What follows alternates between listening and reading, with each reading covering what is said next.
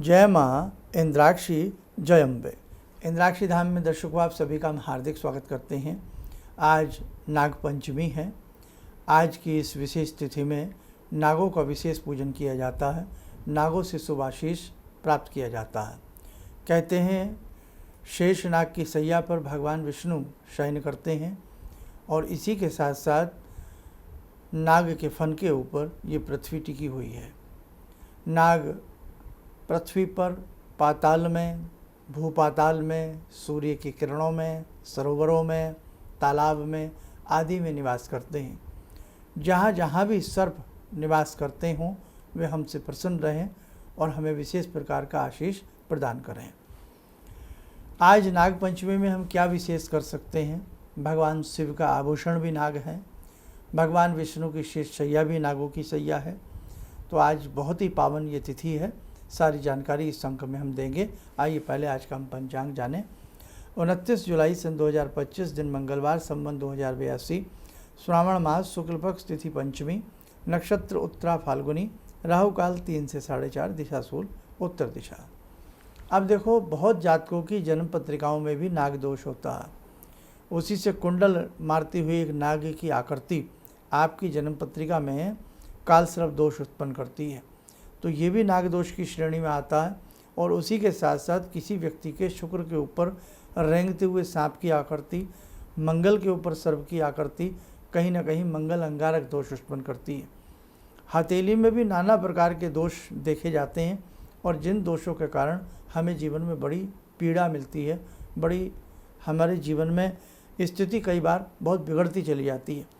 इसीलिए समय समय पर हमारे ऋषियों ने, विद्वानों ने सत्य सनातन धर्म में नाना प्रकार की विधियाँ, नाना प्रकार की पूजाएं, नाना प्रकार की तिथियों में आने वाले पर्व, व्रत आदि के बारे में सभी को बताया है। तो आज शुक्ल पक्ष की, श्रावण मास के शुक्ल पक्ष की ये पंचमी तिथि है और इस पंचमी तिथि में नागों की पूजा की जाती है। और नाम ही जैसे कि जाहिर सी बात है नाग पंचमी होता है, लेकिन कहीं कहीं श्रावण मास के कृष्ण पक्ष की पंचमी में भी नाग पंचमी मनाने का ऐसा प्रचलन देखा गया है। खैर, अपनी अपनी मान्यताएं हैं। अब एक संदेश इसमें और निकल कर के आता है। कोई व्यक्ति ये कह सकते हैं कि भाई आप तो नागों की पूजा करते हैं, कहीं ना कहीं आप अंधविश्वास में जी रहे हैं। ऐसा नहीं है। इसके प्रति अगर मजबूती से सोचा जाए तो क्या जीवों के प्रति दया नहीं है? इसके प्रति क्या जीवों के प्रति सम्मान नहीं है? भाई वो एक प्राणी है, क्रेचर है, एक जीव है। तो जीवों के प्रति मान करना, जीवों के प्रति सम्मान करना, ये भी हमारे ऋषि मुनियों ने हमें अनंत काल से, बहुत प्राचीन काल से ये बातें हम सब सनातनियों को सिखाई हैं और बताई हैं। भगवान शिव के ऊपर शेषनाग का छत्र होता है, आपने देखा भी होगा। भगवान विष्णु श्री हरि शेषनाग की सैया के ऊपर विराजमान रहते हैं। सांपों की योनियाँ और सांपों के श्राप कई बार कुल के कुल को नष्ट कर देते हैं। अंततः गड़े खजानों के ऊपर भी सर्पों की स्थिति पाई जाती है। सांपों की अनेक प्रकार की प्रजातियां हैं, जिसमें विषैली प्रजातियां भी होती हैं। इसलिए जहाँ जिस जातक की जन्म पत्रिका में सर्प दोष हो, काल सर्प दोष हो, या जिस जातक को स्वप्न में बहुत ये सांप आदि बहुत नज़र आते हों। आप में से ऐसे बहुत लोग होंगे जिन्हें स्वप्न में अक्सर सांप उनके पीछे लगा दिखता है, डंक मारता दिखता है, डसता दिखता है, काटता दिखता है, फन फैलाई दिखता है। तो निश्चित समझ लेना किसी न किसी प्रकार का सर्पदोष आपके प्रारब्ध से आपके संग चला आ रहा है।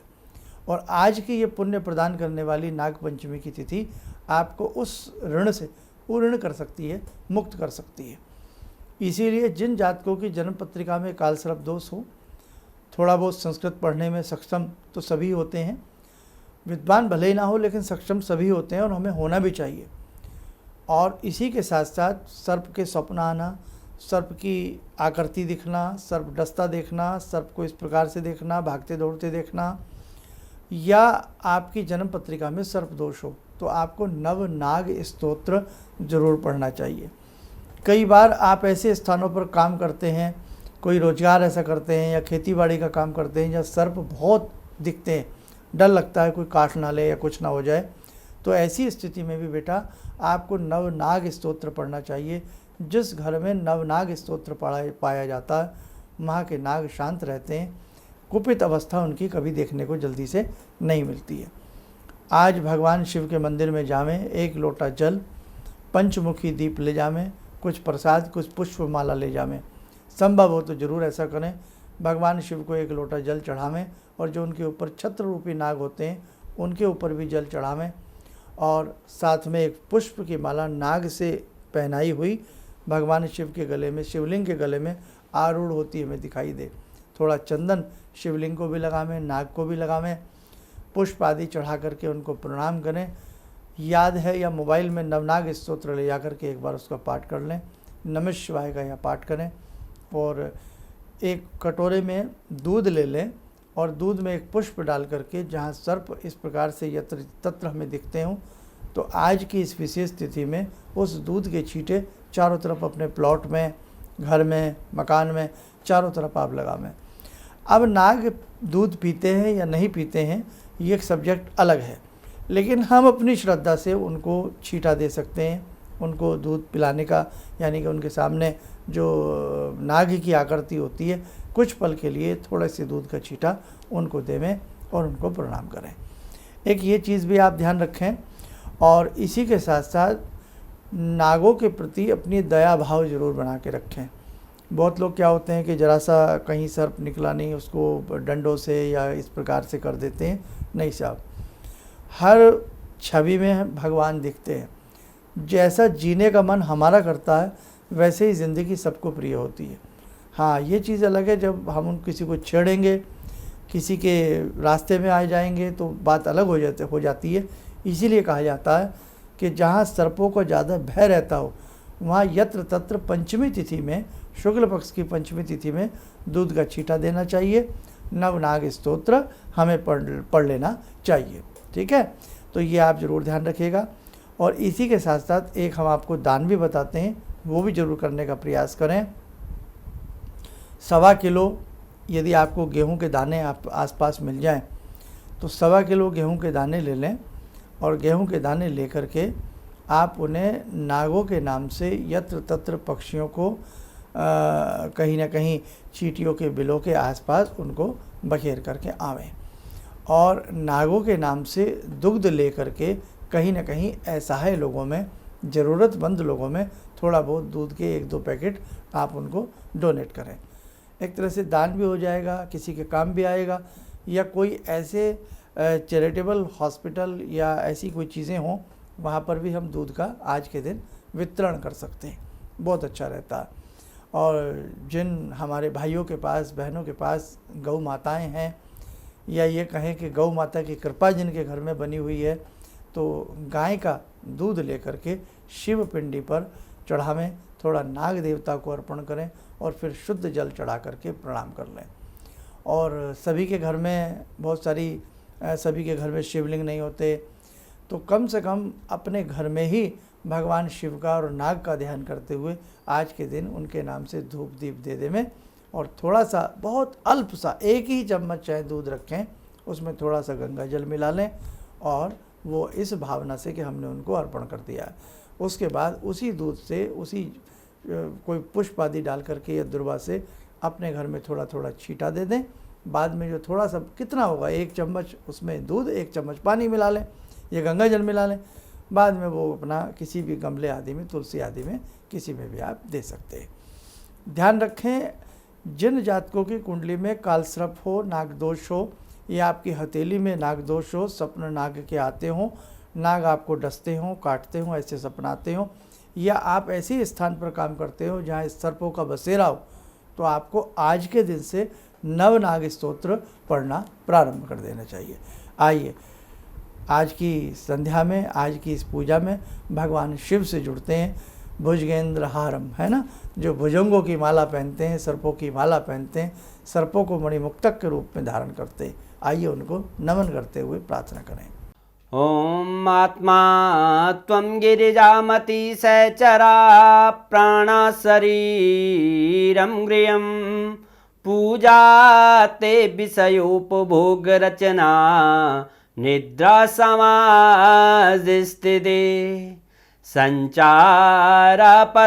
प्रदक्षिणविधेः श्रोत्राणि सर्वागिरो यद्यात्कर्म करोमि तद्दखिलं शम्भोस्तवाराधनम् चन्द्रोद्भासितशेखरे स्मर हरे गंगाधरे शंकरे सर्पे भूषितकण्ठकर्णविवरे नेत्रोत्तवे स्वानरे दन्ते त्वकृतसुन्दरां वरदरे त्रैलोक्यसारे हरे मोक्षार्तिं कुरु चित्तवृत्त्यमचलं मन्येस्तु किं कर्म वे वन्दे देव उमापतिं सुरगुरुं वन्दे जगत्कारणं वन्दे पन्नगभूषणं मृगधरं वन्दे पशूनां पतिं वन्दे सूर्यशशाङ्कवह्निनयनां वन्दे मुकुन्दप्रियं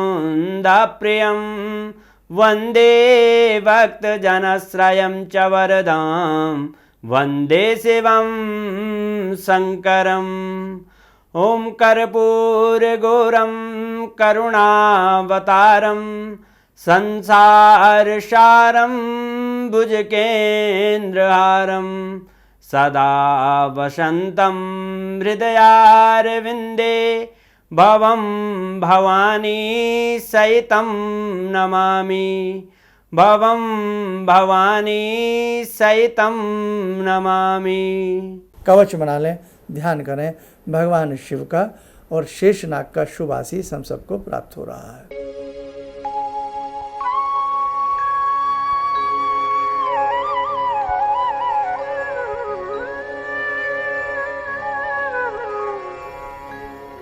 ओम बोलते हुए नेत्र खोलें, सामान्य हो जाए। चाहे थोड़े ही रूप में हम अपने तीज पर्व को मनावें, लेकिन अपनी सत्य सनातन सभ्यता को न भूलें, उसे करने का प्रयास जरूर करें। एक संदेश फिर जाते जाते दे दें, पहले भी बात बोली है कि बहुत लोग कहेंगे आप लोग अंधविश्वासी हैं, अंधविश्वासी नहीं है। इसको दूसरे रूप में देख लें, जीवों के प्रति सम्मान है ये। आज की ये तिथि जीवों के प्रति सम्मान है, आज की ये तिथि जीवों के प्रति दया है ना। तो जब हम किसी चीज़ की पूजा करते हैं, उसके प्रति हमारे भाव बदल जाते हैं, तो निश्चित रूप से दया के भाव आते हैं और सम्मान की भावना आती है। लोग पीपल के पेड़ को भी ये कहते थे तो वृक्षों की पूजा करते हैं, है ना। तो बाद में लोगों को सारी बातें हैं सबको समझ में आ रही हैं। ये सब बहुत ही प्राचीन विधान है और इनको करने से कहीं ना कहीं हमारे ऊपर सर्पों की दया होती है, सर्प योनि की हमारे ऊपर दया होती है। पाताल लोक में हो, भूलोक में हो, कहीं भी सर्प हो, वो हमें शुभाशीष प्रदान करते हैं। चलिएगा, आप सब लोग स्वस्थ रहें, सुखी रहें। इन्हीं शुभकामनाओं के साथ हम अपनी वाणी को विराम देते हैं। भगवान से जुड़ो और भगवान से जुड़ने का जरिया आपने बताया, बहुत अच्छा लगा, बहुत धन्यवाद। और सनातन धर्म को जिंदा रखने के लिए आप जो प्रयास कर रहे हैं बहुत सराहनीय है। हम लोग को मौका मिला है, हम लोग भाग्यशाली हैं जो आपके करीब आने का हम लोग को मौका मिला है। किसी भी समस्या के समाधान के लिए मिले प्रसिद्ध हस्तरेखा एवं वास्तु विशेषज्ञ प्रोफेसर धर्मेंद्र शर्मा जी से। नोट: शिविर में भाग लेने हेतु एवं व्यक्तिगत रूप से मिलने के लिए कॉल करने का समय सुबह 10 बजे से शाम 6 बजे तक। हमारे विभिन्न ज्ञानवर्धक कार्यक्रम देखने के लिए आप हमें अभी सब्सक्राइब करें, बेल आइकन को प्रेस करें ताकि आप देख सकें हमारा कार्यक्रम सबसे पहले। और अधिक जानकारी के लिए फेसबुक पेज को लाइक करना न भूलें।